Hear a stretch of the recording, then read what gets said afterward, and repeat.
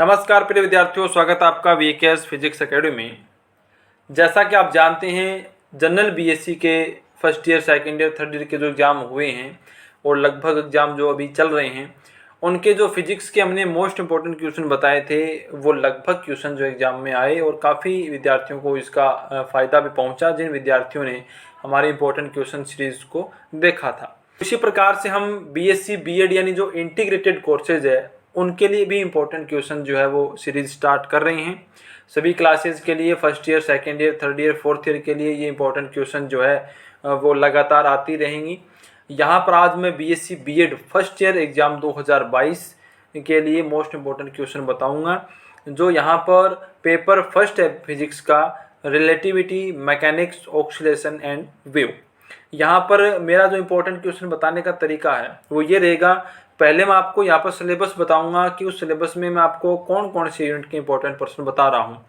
इस paper first की 2 video मैं बनाऊंगा। 3 यूनिट के इंपॉर्टेंट प्रश्न मैं एक साथ बताऊंगा और बाकी की 2 यूनिट के इंपॉर्टेंट प्रश्न मैं एक साथ बताऊंगा। उनमें से आपको जो चाहें आप, जो आपकी इच्छा हो, वो इंपॉर्टेंट प्रश्न आप तैयार कर सकते हैं। तो साथ साथ वीडियो को लाइक, कमेंट और शेयर जरूर कर देना, ताकि अधिक से अधिक विद्यार्थी हमारे चैनल से जुड़ सकें।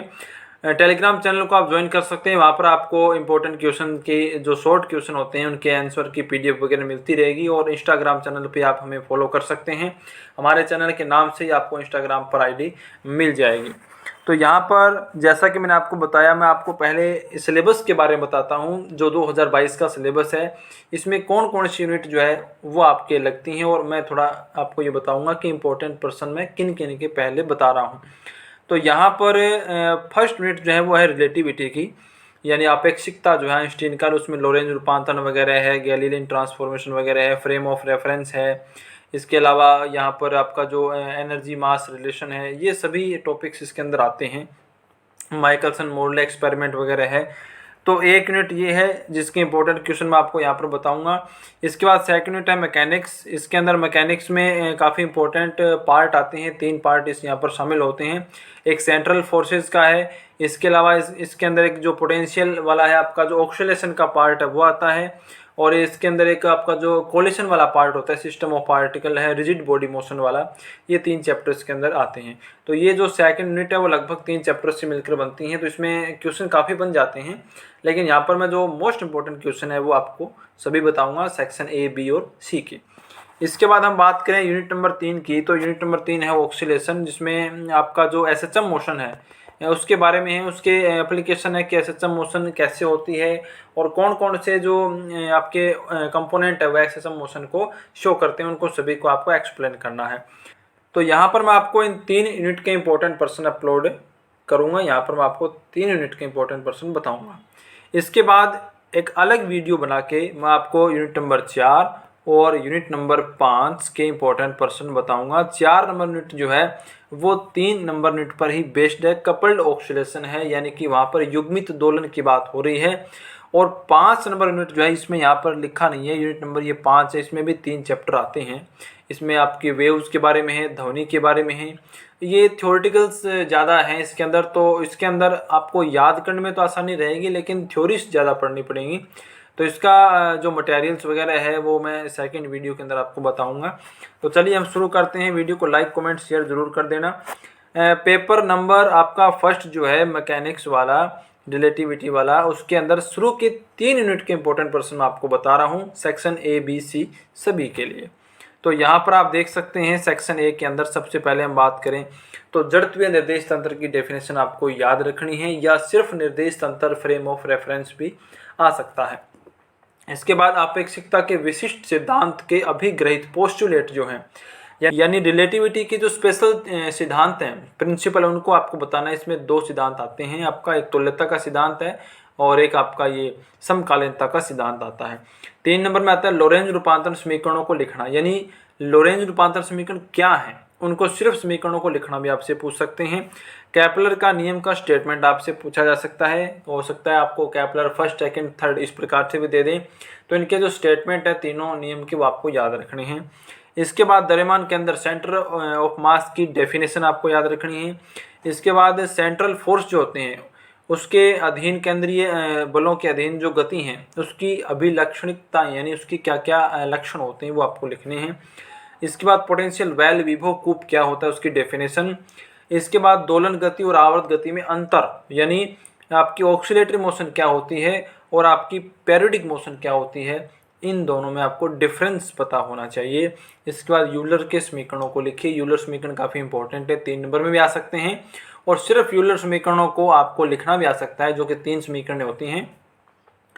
इसके बाद लिसाजू आकृतियाँ किसे कहते हैं, यानी जो लिसाजू साइंटिस्ट का नाम था और यहाँ पर अलग अलग फ्रिक्वेंसी के अकॉर्डिंग हम कुछ आकृतियाँ प्राप्त करते हैं, कुछ लूप वगैरह प्राप्त करते हैं जिन्हें लिसाजू आकृतियाँ कहते हैं। तो ये सभी जो क्वेश्चन है इन 3 यूनिट से सेक्शन ए के लिए इम्पोर्टेंट रहने वाले हैं। इसके बाद हम बात करें सेक्शन बी की, तो सेक्शन बी के अंदर यहाँ पर आप देख सकते हैं ये काफ़ी क्वेश्चन में एक यूनिट से 2 क्वेश्चन भी बता रहा हूँ जो इम्पोर्टेंट है।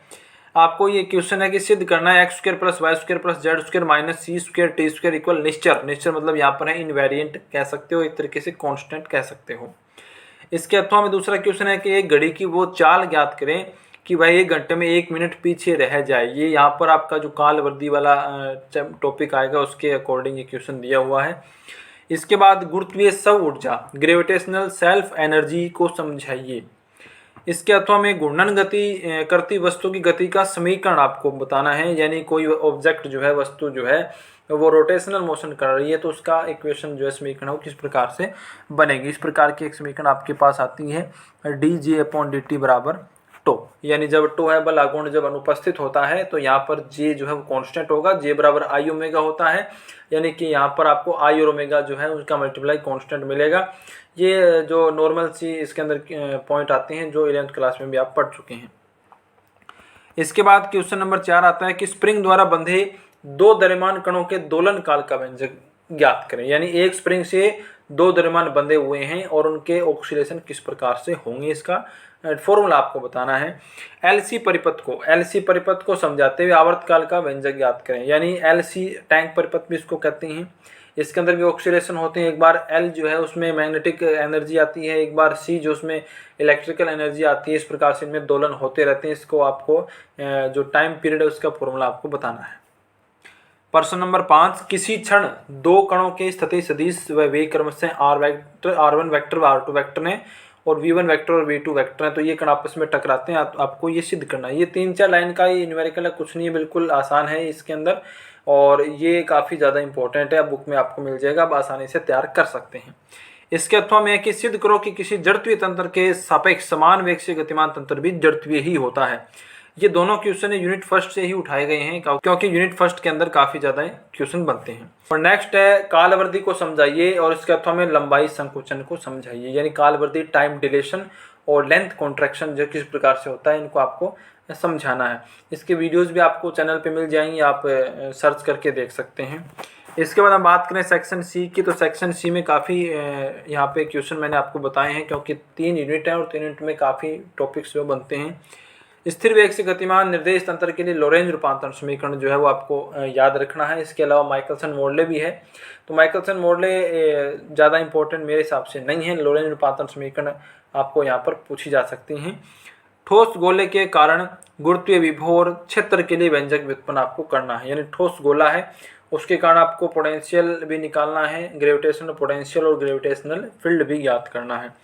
इसके बाद है हेल्महोल्ट्ज़ अनुनादक को विस्तार से समझाइए। हेल्महोल्ट्ज़ अनुनादक जो है वो ऑक्सीडेशन वाले चैप्टर के अंदर आता है, उस यूनिट के अंदर आता है और उसके लिए आपको फ्रीक्वेंसी का फॉर्मूला बताना है।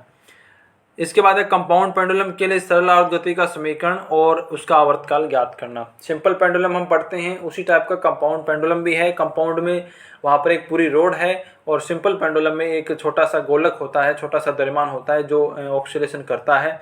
और जो कंपाउंड पेंडुलम है उसके अंदर पूरा का पूरा ऑब्जेक्ट ऑक्सीडेशन करता है, तो उसकी आपको गति की समीकरण वगैरह बतानी है। इसके बाद लास्ट है लिसाजू आकृति का।